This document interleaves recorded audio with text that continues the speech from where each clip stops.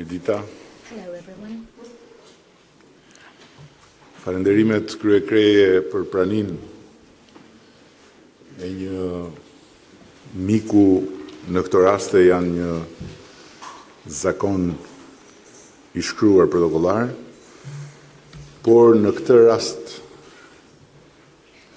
falënderimi për zonjën e diplomacisë e Europës Bashkuar është posaçërisht I veçantë dhe I ndjerë, sepse arritja e rezultatit të shumëpritur të rekomandimit të Komisionit Evropian për çeljen e negociatave për antarësim të Shqipërisë është e lidhur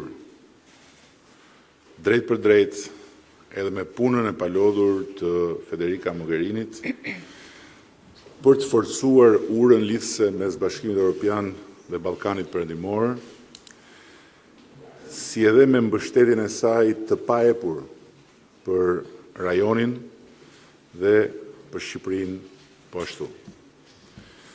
Rajoni ynë dhe Shqipëria pa diskutim kanë bërë hapa shumë të rëndësishëm përpara, por ne të gjithë kemi nevojë të posaçme për miq të mirë dhe të vërtet në Europë, për njerëz dhe faktorë të hapur ndaj nesh, të cilët të njohin historinë tonë, të kuptojnë vështirësitë dhe rëndësinë tonë po ashtu për projektin e papërfunduar të Europës Bashkuar, të vlerësojnë ndershmërisht përpjekjet dhe arritjet tona as pak të lehta në rrugën e shtetbërjes europiane në vendet tona.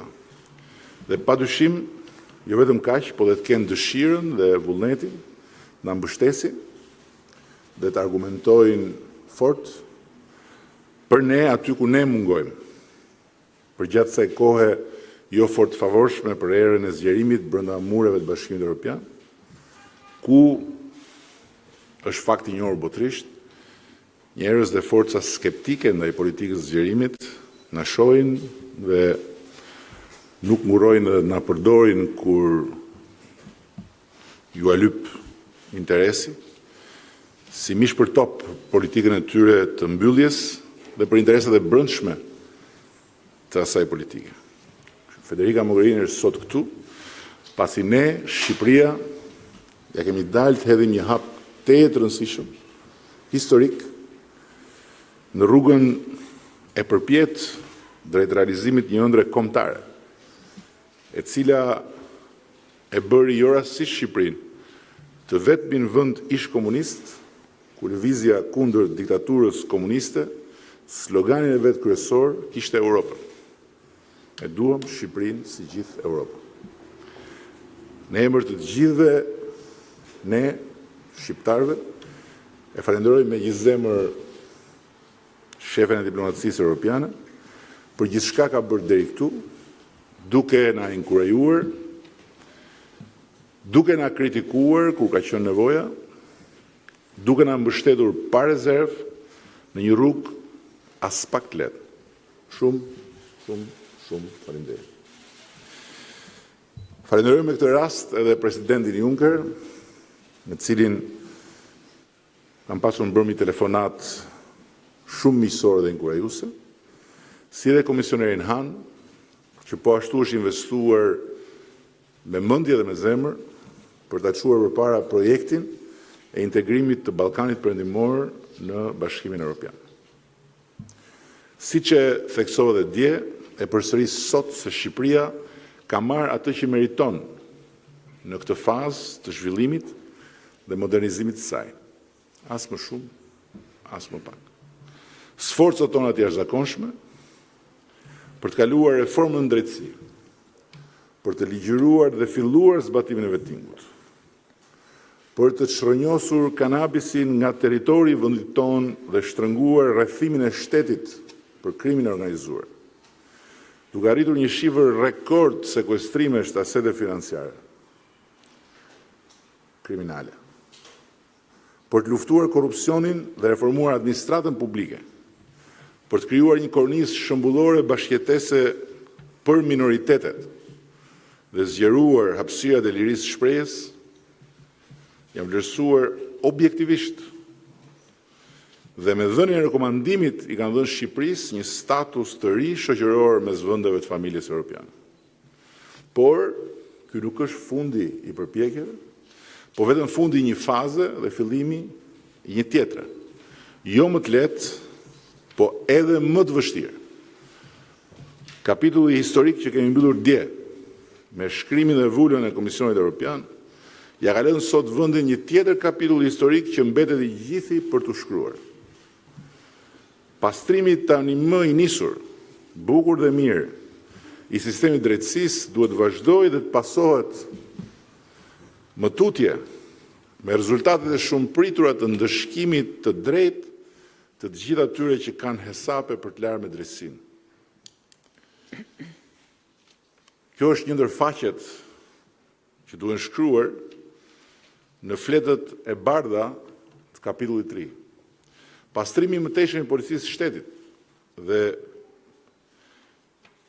kjo përmes vettingut të posafiluar, si dhe rritja sistematike e forcës goditëse të saj ndaj krimit çdo niveli, është një domosdoshmëri përmbajtësore e kësaj faze 3, ku planet dhe fjalët e duhura duhet e lënë gjithnjë më shumë vendin operacioneve dhe rezultateve të kërkuara.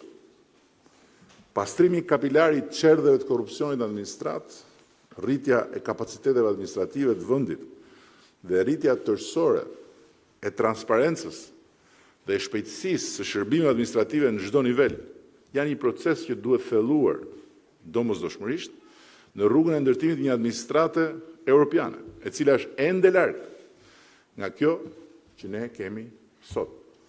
Këto dhe plot tjera janë të shkruara në listën e detyrave të reja të Shqipërisë, e cila dje ka marrë një provim të stërvështirë, po sot s'ka më as një minutë për të festuar atë që ka u arrit, sepse duhet nisur menjëherë nga të katër anët puna e gjatë dhe stërmundimshme për të ecur sa më shpejt drejt marrjes së diplomës së anëtarësimit.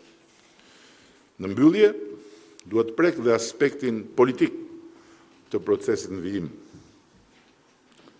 Jo të gjithë e shohin me entuziazëm këtë arritje të Shqipërisë dhe dëftesa me shumë pesh e kryerjes së detyrave të kësaj faze nuk u mjafton të gjithëve për të na hapur rrugën pa na penguar duke nxjerrë bishtat natyrës subjektive aty këtu në për shtete anëtare të Bashkimit Evropian.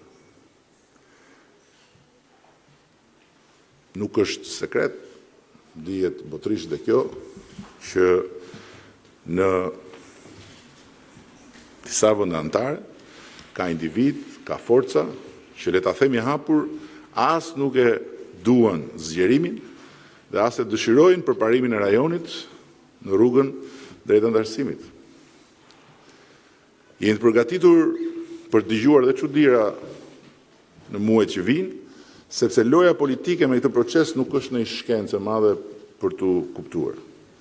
Ashtu sikur Shqipëria nuk është në një fuqi e madhe për të mos u trajtuar nga individ apo forca të tilla si top për lojrat brendshme politike andej këtej. Por këto janë problematika krejt natyrshme që do i trajtojmë me qetësi, me vendosmërinë e argumentave rast pas rasti, dhe dëftesa që kemi në dorë nga dje na e bën pak më të lehtë këtë punë jo të lehtë. Por sot unë dua t'i lutem jo si kryeministër, aq më pak si kryetar i forcës qeverisë të vendit, po si shqiptar, si qytetar, edhe si koleg po të doni, përfaqësuesve të opozitës sonë, që të mos bashkëpunojnë me asnjë faktor të huaj politik që për interesat e veta të brendshme do që ta pengoj Shqipërinë në këtë proces. Të mos ushqej zyra deputetësh andej e këtej me gënjeshtra, me gjysmë të vërteta, që janë nga njerë dhe më të dëmshme sa gënjeshtra, dhe të mos eksportojnë baltën e luftës sonë të brendshme politike, po ta lënë më janë inatin dhe mlefin politik, kur flasin në gjuhë huaj. Unë eftoj përsëris sot Lulzim Bashën dhe opozitën që të bëhemi bashkë. Një skuadër kombëtare me fanellën kuqezi, kur flasim për Shqipërinë jashtë Shqipërisë, dhe të kërkojmë të gjithë atyre që na vizitojnë në Shqipëri respekt për këtë vend dhe vlerësim për gjithë të punë të bërë për këtë vend. Nuk kam fituar unë, nuk ka fituar qeveria, nuk ka fituar Partia Socialiste dje. Ka fituar Shqipëria. Ka fituar të gjithë shqiptarët pa dallim, pavarësisht se për kë votojnë, sepse e dim të gjithë që shqiptarët, të majt apo të djathtë, socialistë apo demokratë, nuk kanë mes tyre asnjë dasësi dhe nuk ja lejon vetes të ndahen me njëri tjetrin kur vjen puna për këtë ëndër kombëtare dhe për ta parë Shqipërinë sa më shpejt pjesë Bashkimit Evropian. Shqipëria i ka boll nëpër Europë. Ata që duan të nxjerrin bishta. Çdo arritje dhe që nuk e kam problem të i vënë Shkopinë në rrota. Nuk ka asnjë kuptim që qoftë dhe një shqiptar i vetëm të bashkohet këtyre individëve apo forcave që për fat mirë sot e gjithë ditën janë pakic në Europën ku ne duam të bëhemi pjesë me të drejtat plota. Dhe duke i referuar edhe fjalës presidentit Juncker dhe të presidentit Macron dje, unë dua t'ja kaloj fjalën Federica Mogherinit me nënvizimin që sot ne kemi një detyrë shumë të rëndësishme kombëtare dhe të përbashkët në funksion të atyre vlerave dhe të atyre parimeve që e bëjnë Europën kaq atraktive për shqiptarët dhe që ne me vendosmëri dhe me krenari duhet t'i mbrojmë. Shumë faleminderit. Urime. Congratulazioni a tutti. Urime të gjithëve. Jam veçanërisht krenare që sot jam në gjendje që t'ju sjell në Tiranë vendimin që Komisioni Evropian mori dje për të dhënë rekomandimin pozitiv për herë të parë në historinë e Shqipërisë. Në mënyrë që Këshilli Evropian të nisë negociatat për antarësim në Bashkimin Evropian. Do të vazhdojnë në anglisht, por ishte shumë rëndësishme për mua që ta thoja këtë në një gjuhë që shqiptarët e kuptojnë shumë mirë. Ky ishte rezultat i një pune kolektive. Në qoftë se do të hidhja syt pas se si dukej ky vend pak dekada më parë. Të sa ndryshim keni bërë të gjithë së bashku. E duke qenë se ky ishte një rezultat i përbashkët, mendoj se do të jetë një ditë e një njohjeje kolektive, është një rezultat i institucioneve të vendit, të gjitha institucionet, presidenti, qeveria, parlamenti, bashkit, por për qytetarët e Shqipërisë, pra për të gjithë ju. Po kështu, kjo është një përgjegjësi e përgjithshme për të kryer punën e mëtejshme. Procesi I zgjerimit gjithmonë mbështetet në meritë dhe ne do ta përsëritim këtë gjithmonë. Më kujtohet mirë vitin e kaluar që ishim krah për krah njëri tjetrit, besoj në mars të vitit kaluar, ku unë përballë medias u shpreha mjaft qartësisht përballë qytetarëve të Shqipërisë se Komisioni Evropian do të kishte dhënë rekomandim pozitiv për hapjen e negociatave të antarësimit në BE për Shqipërinë, kur zbatimi I reformës në drejtësi dhe posaçërisht vettingu të fillonte. Ju e realizuat, ne përmbushim atë që thamë. Kështu që vërtet besoj është një moment mjaft historik në historinë e këtij vendi, por edhe në historinë e Bashkimit Evropian, sepse kjo është një punë e përbashkët që ne e kemi bërë edhe në Bashkimin Evropian. Dhe do doja që t'i bashkohesha kryeministrit, jo vetëm për të falenderuar të gjithë shqiptarët që kanë punuar për arritjen e këtij rezultati, por edhe të gjithë kolegët e miqtë e mi në Bruksel, me të cilët kanë punuar mjaft ngushtë, presidentin Juncker, komisionerin Han, e të gjithë komisionerët që kanë mbështetur këtë proces deri më tash e që mbeten të gatshëm që të vijojnë në rrugtimin që na pret. Vlerësimi I komisionit që ne miratuam dje thot qartësisht se Shqipëria ka përmbushur kushtet që I ishin vendosur në raportin e rekomandimet e fundit të miratura një vit e gjysmë më parë dhe Shqipëria është e gatshme për të çelur negociatat. Mbajtja dhe thellimi I reformave, pra duke mbajtur dhe duke thelluar reformat që janë ndërmarrë dhe në fakt kjo është puna kryesore që ne kemi përpara, thellimi dhe ruajtja e reformave. Natyrisht është moment festimi, por është edhe momenti për të parë se ç'punë të mëtejshme duhet bëjmë së bashku. Për mua është e qartë 100% edhe duke parë llogarinë time në Twitter dhe numrin e të rinjve shqiptar që bëjnë komente entuziaste aty, që kjo është një punë e cila duhet të vijojë jo për shkak të Brukselit, por për shkak të njerëzve tuaj. E nëse nuk gaboj, ky është vendi me popullsinë e dytë më të re në rajon. E në qoftë se nuk gabohem, ky është një nga vendet e Evropës që ka besimin më të lartë në Bashkimin Evropian. Nuk është vetëm një vendosmëri e fortë e popullit shqiptar për t'u bashkuar me Bashkimin Evropian, por është edhe në interes të Bashkimit Evropian që ta marrë Shqipërinë të hyjë në bashkimin ton kur ajo të jetë gati për këtë. E shpresoj që do të jetë shpejt. 5 përparësitë kyçe e ju I dini përmendesh do të mbeten elementet kyçe mbi të cilat qytetarët shqiptar do të vlerësojnë e gjykojnë kapacitetet e institucioneve për të përmbushur nevojat e tyre. Natyrisht do të mbeten baza për punën tonë të ardhmet përbashkët. Por edhe një herë më lini të theksoj këtë. Puna që është bërë së bashku në këtë vend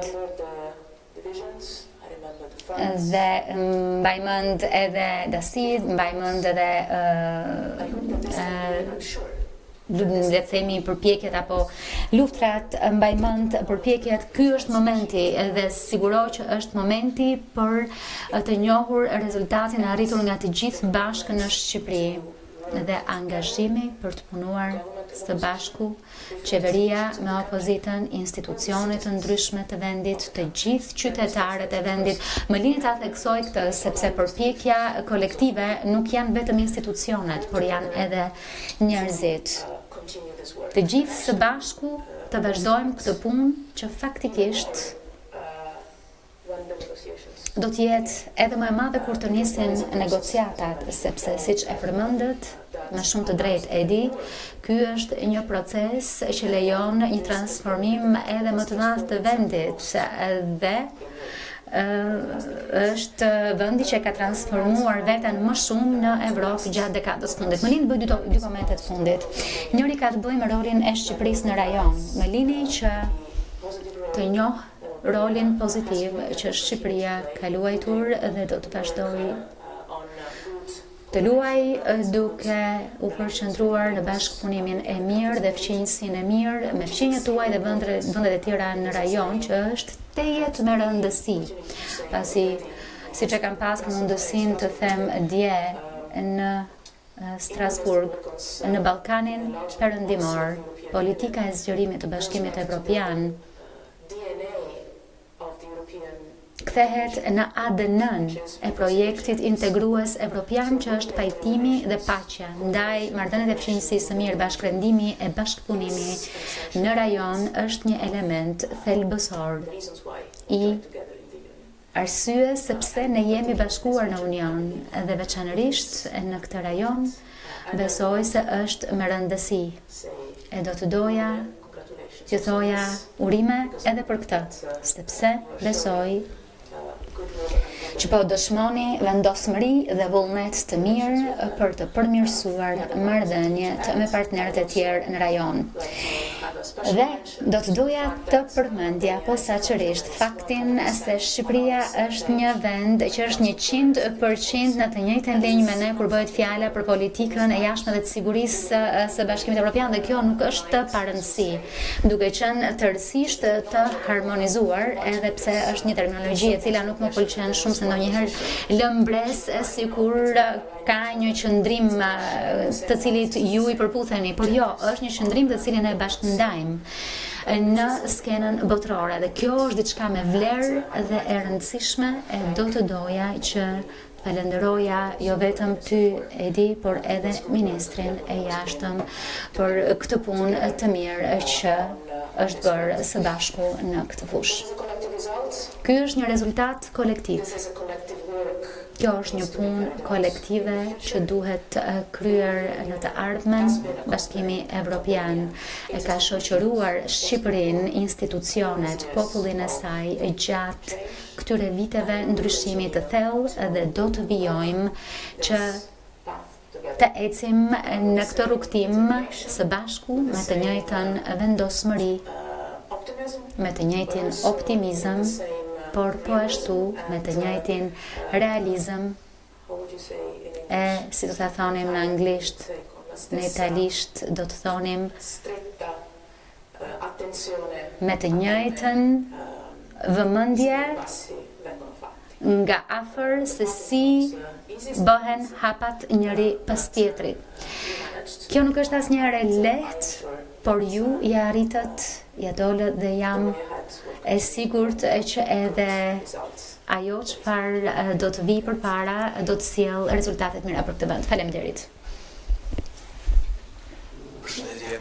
Hello, I am Indrit Maraku. Personjën Mogherini, ju ktheheni në Tiranë dhe gjeni një klimë politike të ndezur, njësoj si herën e kaluar që keni qenë në Shqipëri, një klimë politike ku opozita bën thirrje për mosbindje civile. Ka një debat në Shqipëri nëse kjo do të ndikojë apo kam shanse të ndikojë në vendimin e Këshillit në qershor. Në gjykimin tuaj a ndikon dhe sa janë shanset reale që Këshilli të japi okej në qershor për Shqipërinë që të hapen negociatat?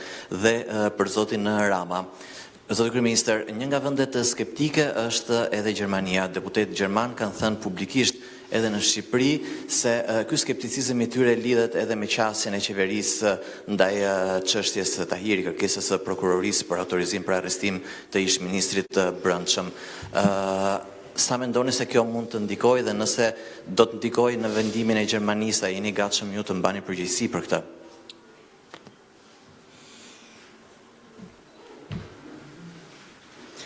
In English it takes longer.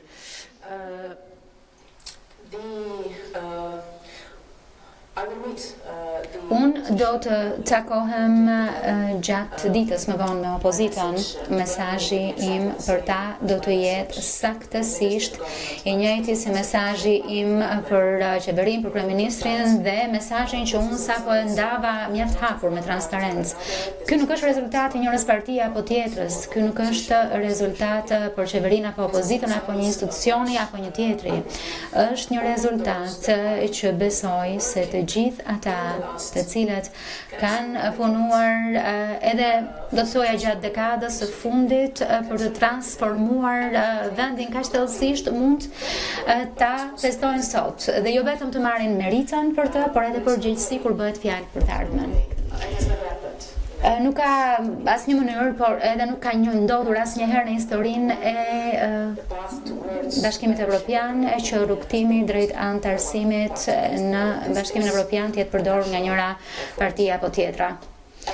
Kjo është një përpjekje kombëtare dhe në qoftë se shohë, në qoftë se lexoj si duhet shoqërinë shqiptare, shoh mjaft unitet mes njerëzve të këtij vendi kur bëhet fjalë për aspiratën për anëtarësim në Bashkimin Evropian. Kështu që besoj se kjo është në interes të shumicës e pakicës, të qeverisë dhe opozitës për të bashkuar forcat dhe për të hedhur hapa drejt ruajtjes dhe thellimit të reformave në të gjithë sektorët që janë kyç për procesin në vijim.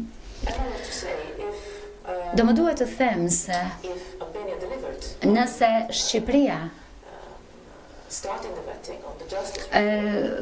dha rezultate në reformën e drejtësisë në procesin e vettingut, kjo ndodhi sepse forcat politike u bën bashkë.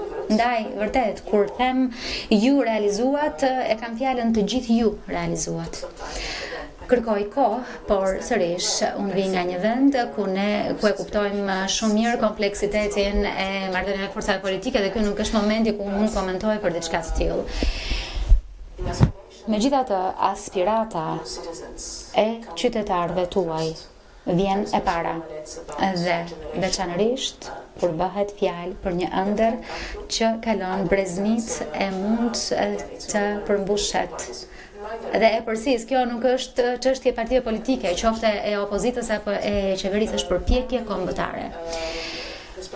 Kur bëhet fjalë për perspektivën e mbledhjes së Këshillit Evropian në qershor, është shumë e qartë.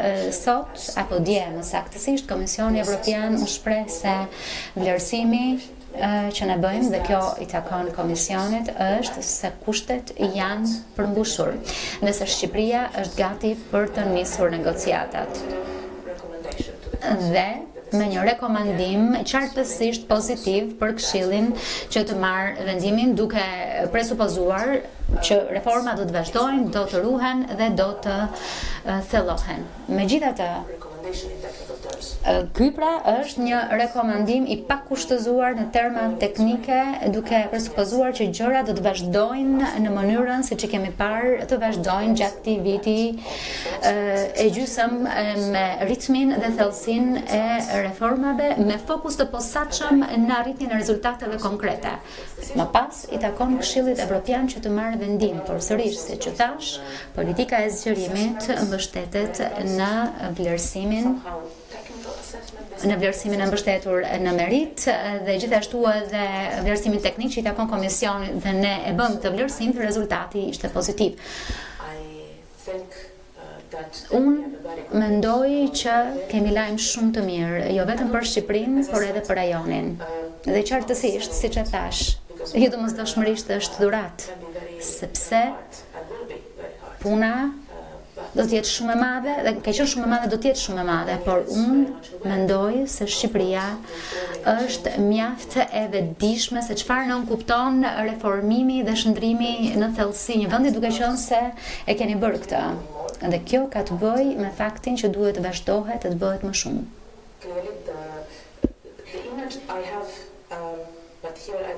Imazhi që kam, por nuk më vjen terminologjia në anglisht, nuk e di do të më lejonit pak italisht edhe po të doni në Shqipëri. Shqipen duhet ta studioj.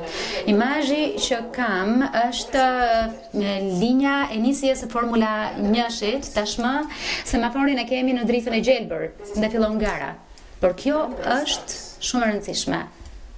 Këtu fillon gara. E di që këtu flitet shumë për ata që janë, le të themi, kanë ecur më përpara, ata që kanë ecur më pak më përpara, dhe natyrisht që në këto 2 vitet e fundit kemi pasur 2 vende të rajonit që janë në negociata, ndërkohë që tashmë është hapur drita e gjelbër edhe për 2 vende të rajonit që të nisin garën. Që Federika e mbylli me Ferrarin, unë po e filloj me Mercedesin. Gjermania nuk është një vend skeptik për zgjerimin. Përkundrazi, Gjermania është një vend kampion i projektit të Europës së Bashkuar dhe kancelare gjermane është në krye prej vitesh të një procesi ku jo rastësisht ajo ka marrë edhe leadershipin për të shpallur një raport të ri me Ballkanin Perëndimor. Kështu që t'i bëjmë të qarta këto dallime që mos ngatrohemi me këmbët tona. Në Gjermani, si dhe në vendet tjera, ka individ që janë skeptik dhe ka forca që janë kundër zgjerimit. Një forcë që ka hyrë sfundmi në Parlamentin Gjerman është një kërcënim për projektin evropian, e cila fatmirësisht është jashtë vendimarrjes së koalicionit qeverisës.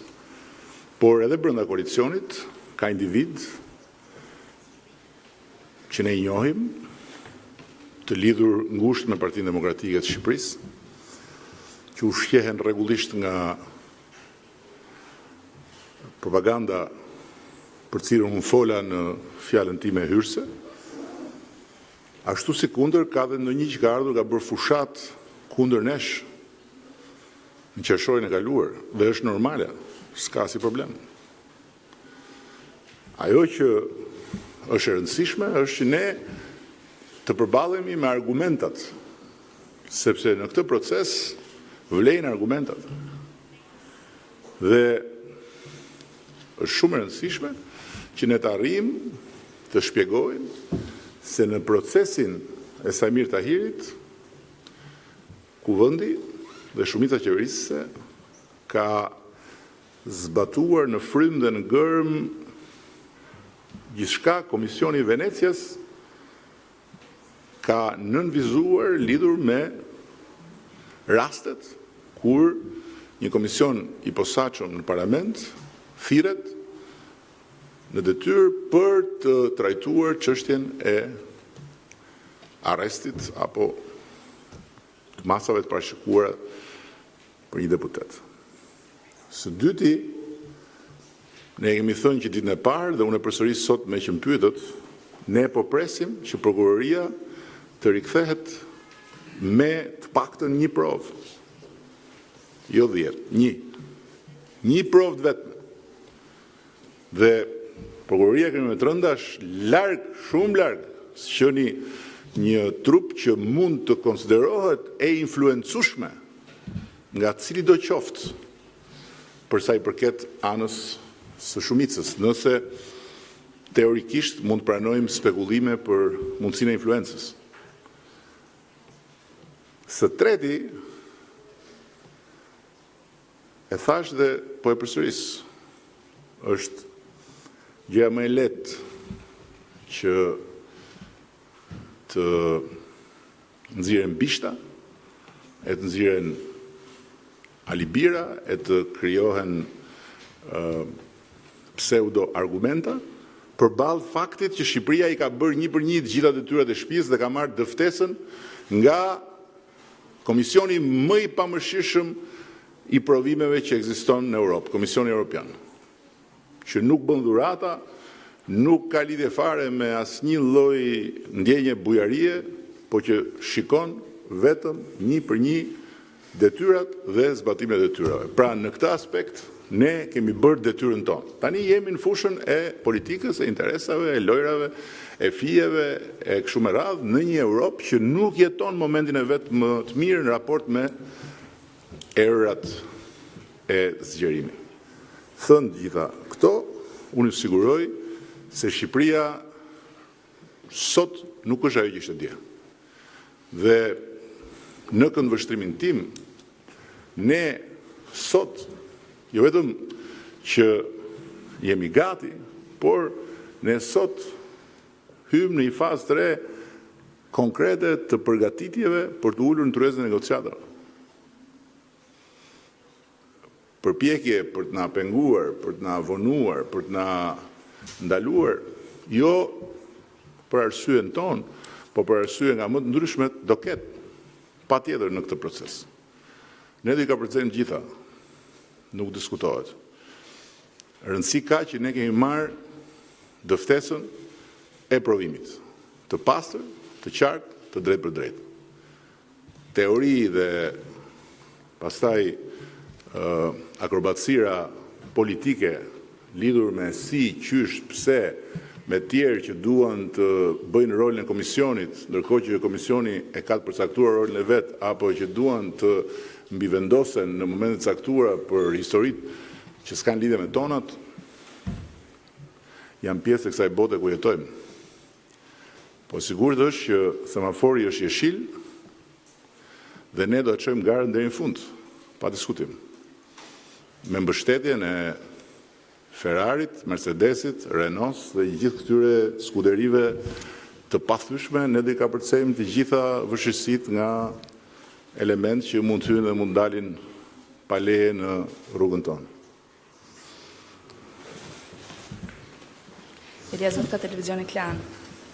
Pas ju fol për Ferrarin, fol edhe për Mercedesin, Peugeot, do thoja unë besoj se ul pak pazarin, por desha të pyesja për deklaratën e presidentit Macron, zoti Rama. Për Renault. Ai ka deklaruar dje se përpara se të mendoj për zgjerimin, Unioni duhet të shikojë një herë të zgjidh problemet e brendshme. Si e shikoni ju këtë deklaratë të presidentit francez dhe çfarë mendoni se kërkon Franca nga Shqipëria që të jap mbështetje në qershor, në mbledhjen e Këshillit, dhe një pyetje për zonjën Mogherini. Siç edhe e përmendët, vlerësohet gjithmonë roli konstruktiv i Shqipërisë në rajon, po ashtu është vlerësuar dhe në çdo raport linjëzimi i politikës së jashtme të Shqipërisë me atë të Bashkimit Evropian. A mendoni se ky është kriter që Shqipëria të marrë një vlerësim pozitiv në qershor për çeljen e negociatave, duke patur parasysh edhe që shumë vende që tashmë janë duke negociuar me Bashkimin Evropian e shpërfillin këtë qasje? Faleminderit. Së bashku me kancelaren gjermane, presidenti Macron është një tjetër kampion i europianizmit dhe i politikës zgjerimit. Kjo dihet. Janë dy personalitete të mëdha europiane që janë zgjedhur sfundmi me një agendë të qartë pro-europiane dhe kanë zbrapsur val anti-europianizmi në betejat e tyre elektorale. Kështu që Franca nuk është skeptike ndaj zgjerimit, ashtu si kundet e Gjermania. Presidenti Macron e ka shpallur pa u bërë president idenë e tij për thellimin e një procesi reformimi të Bashkimit Evropian, gjë që e rimori në fjalimin e djeshëm dhe absolutisht dakord me të. Europa, Bashkimi Evropian duhet të hyjë në një fazë të re reforme dhe për ta thënë me fjalët e tij duhet thellohet përpara se të zgjerohet. Këtu ne nuk jemi në ditën që po kërkojmë të bëhemi antar. Ne jemi në ditën që po kërkojmë të ulemi në tryezë për të negociuar antarësim. Dhe ajo që unë do t'i shtoja asaj që tha presidenti Macron është Europa thellohet me veten, ne thellohemi me veten dhe ecim paralelisht, ne duke u thelluar në procesin e negociatave, ata duke u thelluar në procesin e reformimit tyre dhe si dy forcat thelluara takohemi në momentin kur vjen dita e zgjerimit. Sot nuk diskutojmë për këtë. Sot diskutojmë për negocimin. Mos harrojmë që në Ballkan negocion Serbia, negocion Malizi dhe është absolutisht e papranueshme që pas rekomandimit pozitiv të marrë dje, të mos përfshihet në negociat dhe Shqipëria dhe Maqedonia. Pa llogaritur faktin që ashtu si kundërthuhet në paketën e zgjerimit, ashtu si thuhet dhe në raportin e dieshëm, Shqipëria konsiderohet një model për të zgjeruar në rajon kur vjen puna tek reforma në drejtësi. Flasim për vende që negociojnë. Dhe këtu do të jemi dhe shumë shpejt do të shohim se si vettingu do shkojnë në Beograd dhe do shkojë edhe në Podgoricë. Sigurisht do ta çojnë miqtë që kemi këtu, jo ne. Si një model suksesi. Pra, unë nuk shoh problem në kuptimin që kemi një vend të tërë që është skeptik, unë shoh problem faktin që ka dinamika të brendshme që janë tani pjesë të tërës, është normale. Kjo është jeta reale e Europës. Ne tani jemi me dëftesën në dorë dhe do shkojmë derë më derë dhe do themi ç'pun kemi ne me ato probleme që juve i keni tuajt, po s'mund t'i transferoni mbi ne. Mos harrojmë që ka zgjedhje vitin e ardhshëm. Mos harrojmë që ka pasur vonesa në proces, edhe jo vetëm për Shqipërinë, por edhe për tjerë, kur ka pasur zgjedhje këtu e zgjedhje atje, prit mbarojmë një zgjedhje dhe këto është bota reale. Nuk jemi duke shkuar në parajs, jemi duke shkuar në një vend më të mirë se sa ky ku jemi sot në histori, që është Bashkimi Evropian. Dhe ajo që në fund fare ka rëndësi është ajo që Federika nënvizoi dhe që ne kemi thënë qysh në faqen e parë të kapitullit të programit ton elektoral të vitit 2013. Për ne, integrimi evropian është një rrugtim brenda nesh për ta bërë Shqipërinë evropiane këtu, sepse këto reforma që bëjmë dhe këto detyra që kryejmë nuk janë një proces që ne bëjmë se duhet t'i bëjmë qefin Brukselit apo se na i kërkojnë forca të huaja. E bëjmë sepse këto janë instrumentat me të cilat ndërtojmë Shqipërinë e re, Shqipërinë moderne, Shqipërinë europiane, Shqipërinë me gjykata europiane, Shqipërinë me administratë europiane, Shqipërinë me polici europiane, Shqipërinë me shërbime europiane. Bëhet për këtu. Dhe negociatat, dhe këtu jam dakord me Lulzim Bashën, negociatat shtojnë presionin mbi vendin dhe mbi gjitha mbi qeverinë për t'i bërë gjërat më thellë dhe më mirë dhe për ta çuar deri në fund një proces të nisur. Kështu që kjo është për ne. Dhe ne sot jemi në një pozicion tjetër. Kështu që tani përballemi me jetën reale politike të Europës, sepse hymë si një faktor që shumë kënd e knaq, disa i turbullon dhe disa tjerë shohin si mish për top që hajt tani hapim një betejë me Shqipërinë, të fitojmë një vot këtu në këtë landin pranë. Jeta reale.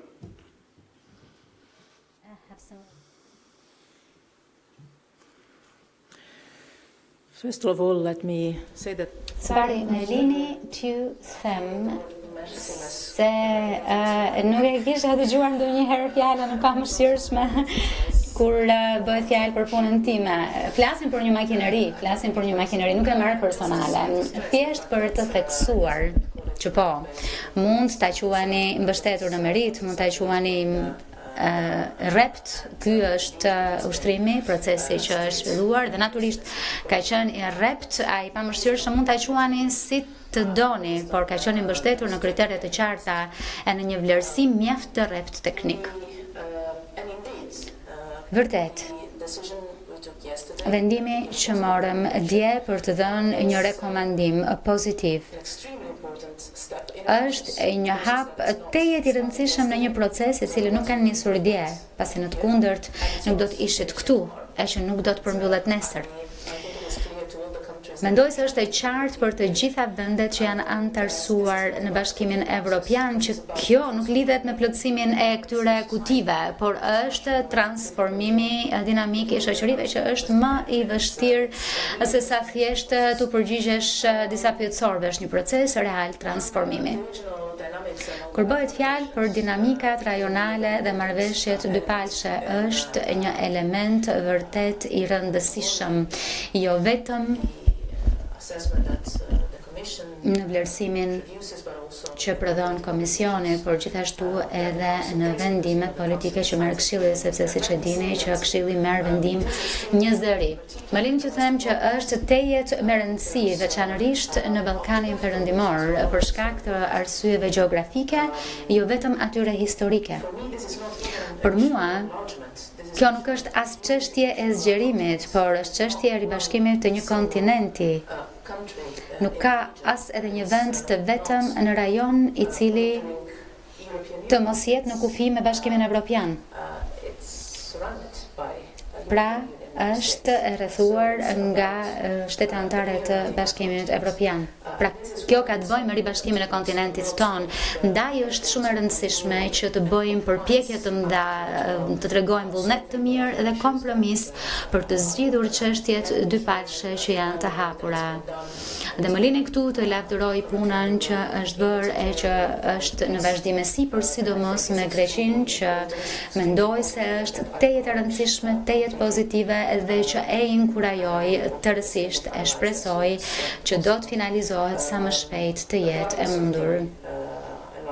Pavarësisht procesit të zgjerimit, natyrisht ka rëndësi edhe për këtë proces, por sepse besoj realisht se të kesh kurajën dhe mençurinë e pragmatizmin për zgjidhjen e çështjeve të së kaluarës në mënyrë konstruktive është mënyra më e mirë për të ndërtuar një të ardhme të ndritur për vendet përkatëse dhe për Evropën tonë të përbashkët, e sidomos për një vend të tillë që është kaq i ri dhe më lini ta theksoj rëndësinë e kësaj. Më lini të them edhe një fjalë lidhur me debatin për të ardhmen e Evropës.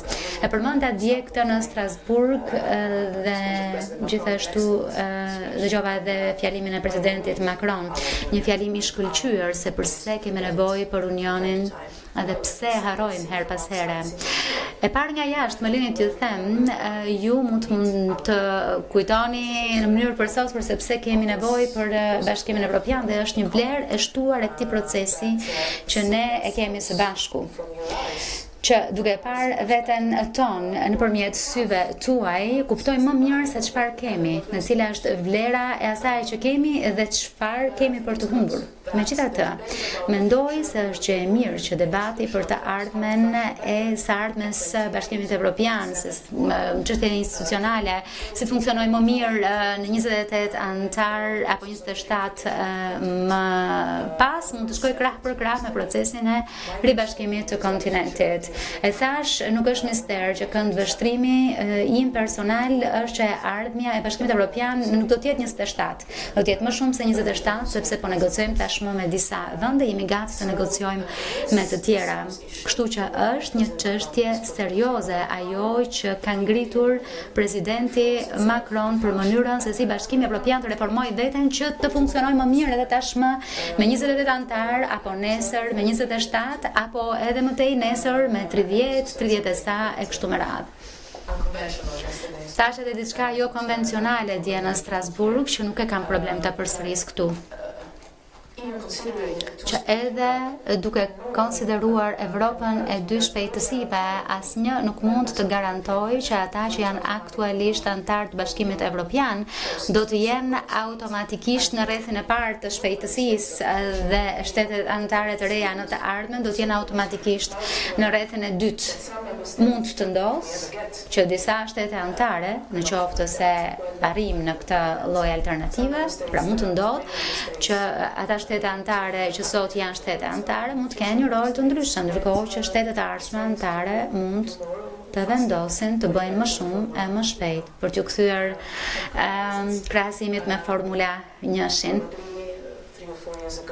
me gjas 3-4 vjet më parë askush nuk do ta përfytyronte që një anëtare solide si Mbretëria e Bashkuar do të dilte. Kështu që ajo çfarë ka rëndësi është që ne të fokusohemi tek vullneti i njerëzve tanë, vullneti i njerëzve tuaj, tek ardhmja e vendit, tek ardhmja e rajonit dhe do ta përsëris këtë, tek ruajtja dhe thellimi i reformave që keni nisur dhe dhënia e rezultateve. Unë mendoj që është njësoj si t'i japësh biçikletës, nuk rri në vend, se po të rish në vend rrezohesh, pra duhet të vazhdosh, të pedalosh, dhe kjo është ajo çfarë kemi, dhe është në fakt vend shumë i mirë, moment shumë i mirë.